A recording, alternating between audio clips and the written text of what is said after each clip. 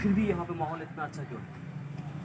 ये माहौल के पीछे ये हमारा गंगा यमुना की तहजीब का एक मिसाल है।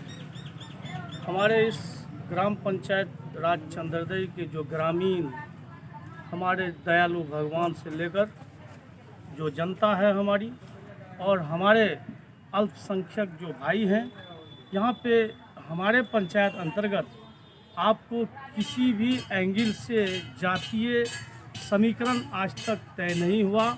सभी एक समुदाय के लोग आपस में समझते हैं, भाईचारे का एक मिसाल है। ये भारत देश के ग्राम पंचायतों का एक सबसे बड़ा मिसाल अगर मिलेगा तो ये मेरे पंचायत में मिलेगा। और ये वो पंचायत है जो देश को आज़ादी दिलाने में बहुत बड़ा योगदान रहा है। देश के आज़ाद होने के बाद भारत देश के लोकतंत्र के निर्माण में इस गांव का बहुत बड़ा योगदान रहा है। जिस समय लोकतंत्र का निर्माण हो रहा था तो उस समय इसी गांव के हमारे पूर्वज हाजी जियाउर रहमान साहब जो कोसी सीमांचल एरिया का विधायक हुआ करते थे और वो यही गांव है। और उनके बाद इस गांव में ये ज़मीन ऐसा जरखेज ज़मीन है और ये गांव वालों ने मिलकर अपने योगदान से भारत देश के संविधान के लिखने वाले सदस्यगण हमारे स्वर्गीय जमीलुर रहमान साहब बिहार सरकार के सदस्य रहे लंबे समय तक। और फिर उनके मरणोपरांत इस गांव के हमारे बिहार सरकार के मंत्री स्वर्गीय मोइदुर रहमान साहब जो कई बार मिनिस्टर रहे और विधायक रहे, मैं उसी गांव का मुझे अवसर मिला है पंचायती राज की ओर से प्रतिनिधित्व करने का। मैंने 2011 से जनता का सेवा किया, 11 से 16 किया और हमारे सेवा को जनता ने स्वीकार किया। दोबारा मुझे ये महान जनता 11 से 16 से लेके 21 तक के लिए मुझे अपना नेता नहीं बेटा चुना। एक चीज़ आप मुझे बताएं कि अगर हम राजनेताओं की बात करें तो उनका कहना होता है कि अगर कोई इलाका मुस्लिम से बाहुल है तो वहाँ पर हिंदुओं के लिए रहना मुश्किल हो जाता है, लेकिन आपका ऐसा इलाका है, ऐसा पंचायत है, एक मिसाल है। क्या वजह है, आप कैसे ट्रीट करते हैं उनके साथ? ये वजह तो आप यहाँ अभी आए, आपका आना मुबारक है। आप दिल्ली से चल कर के आए हैं और आपके आने का मैं स्वागत करता हूँ। और आपको अगर मिसाल देखना है तो जो हमारे देश के बड़े बड़े लीडर इस देश को जो बांटने का कार्य कर रहे हैं, यहाँ के महान जनता को जातीय आधारित पे जो बांटने का कार्य कर रहा है, वो मिसाल आपको यहाँ देखने को मिलेगा। ये हमारी महान जनता, आप इधर देखेंगे तो ये किस बिरादरी के लोग हैं, इधर देखेंगे तो ये किस बिरादरी के लोग हैं। यहाँ बिरादरी नाम का कहीं कुछ नहीं है, स्वजातीय नाम का कहीं कुछ नहीं है। यहाँ मानवता का सबसे बड़ा पहचान है। यहाँ सारे स्वजातीय लोगों का अपना एक मानवता है, सबका अपना एक साथ चलने का वसूल बना हुआ है और हर समाज के, हर परिवार के दुख सुख में सभी जाति धर्म के लोग एक साथ मिल कर के समर्पित रहने वाले जनता हैं।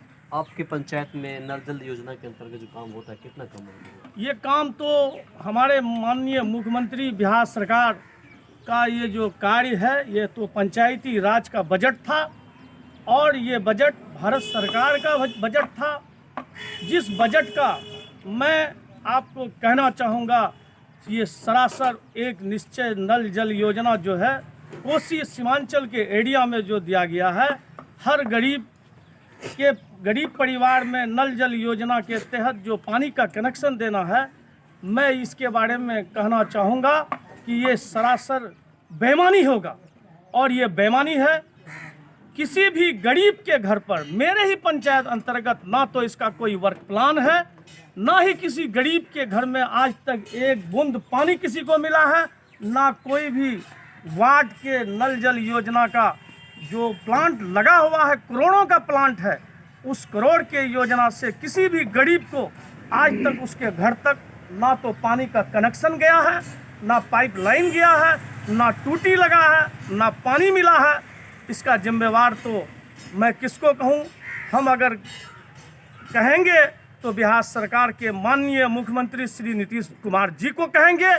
वो पंचायती राज के बजट को, जो बजट ग्राम सभा पे आधारित है, जो बजट ग्राम सभा तय करती है कि मुझे इस बजट को किस कार्य में यूज करना है, जो वो खुद उस बजट के साथ बिहार सरकार लेटर लगा देती है कि आपको ये करना है, और इस बजट को पीएचडी के हैंड ओवर कर दिया गया और पीएचडी द्वारा संवेदक द्वारा कार्य कराया जा रहा है।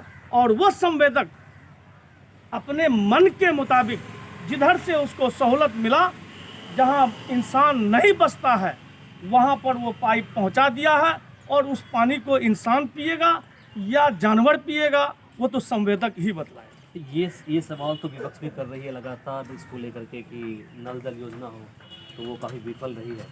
आप मुझे 7 निश्चय योजना के अंतर्गत बताएं कि कितना आपने क्षेत्र में काम किया है। हम 7 निश्चय योजना के तहत एक निश्चय जो हर गली बनाने, हर गली में आप चले जाइए, मेरे ग्राम पंचायत अंतर्गत किसी भी वार्डों में अगर कहीं भी कच्ची सड़क मिलेगा तो उसके लिए हमारे पंचायत के प्रतिनिधि से लेकर मैं कसूरवार हूँगा।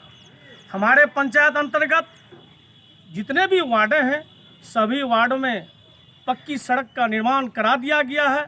ये निश्चय तो 16 से 21 तक में दिया गया था। माननीय नीतीश कुमार ने अपना निश्चय पंचायती राज के बजट को अपना चेहरा चमकाने के लिए, अपना निश्चय कहलाने के लिए, वो अपना फोटो लगवाने के लिए, अपना बोर्ड में, साइन बोर्ड में मुख्यमंत्री निश्चय योजना का नाम लिखवाने के लिए अपने से वो जो करवा रहे हैं, वो जो करवाए हैं, वो आपको अभी आप धरातल पे जाएंगे तो दिखने को मिलेगा।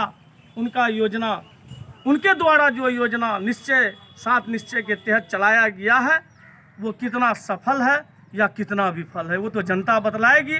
लेकिन ग्राम प्रधान द्वारा, पंचायत प्रतिनिधि द्वारा जो निश्चय चलाया गया है, आप उसकी अगर आप अवलोकन करेंगे तो किसी भी वार्ड में आप जाने के बाद आपको दिखेगा कि ये निश्चय के तहत हर गली आपको पक्कीकरण हो चुका है। वैसे ही कोई गली बचा हुआ होगा जहाँ पर जमींदारों का ज़मीन में किसी तरह का अपना बल दिखाते हुए कि ये रोड तो है 50 साल से लोगों का आना जाना है, लेकिन ये हमारे नाम से खतियानी ज़मीन है, मैं इस पे बनने नहीं दूंगा। कि जमींदारों के साजिश के तहत वो अधूरा पड़ा हुआ है। आप एक समाज सेवी भी हैं, क्योंकि आपका छवि समाज सेवी का रहा है। आप हमें जरा बताएं कि मुख्यमंत्री जो बाढ़ राहत केंद्र जो बनाया गया था, उस योजना के अंतर्गत काफ़ी लाखों के तादाद में पैसे भी दिए गए थे। अभी जहाँ भी बिल्डिंगें बनी हैं वो खाली पड़ी है, कोई अतिक्रमण करके रखा हुआ है, क्या बोलेंगे इस पर? देखिए, ऊपर वाले का बहुत बड़ा कृपा है, बहुत बड़ा एहसान है हमारे एरिया वालों पे, जो हम लोग बाढ़ से हम लोगों को निजात मिली हुई है और हम लोगों ने बाढ़ को देखा नहीं कभी। चाहे वो 87 का बाढ़ हो, चाहे वो किसी भी तरह का बाढ़ हो, हम लोगों ने नहीं देखा है। या आपदा के तहत हमारे एरिया में बाढ़ से संबंधित किसी भी योजना का लाभ नहीं दिया गया है या कोई भी भवन नहीं बना है। रह गई बात, मैं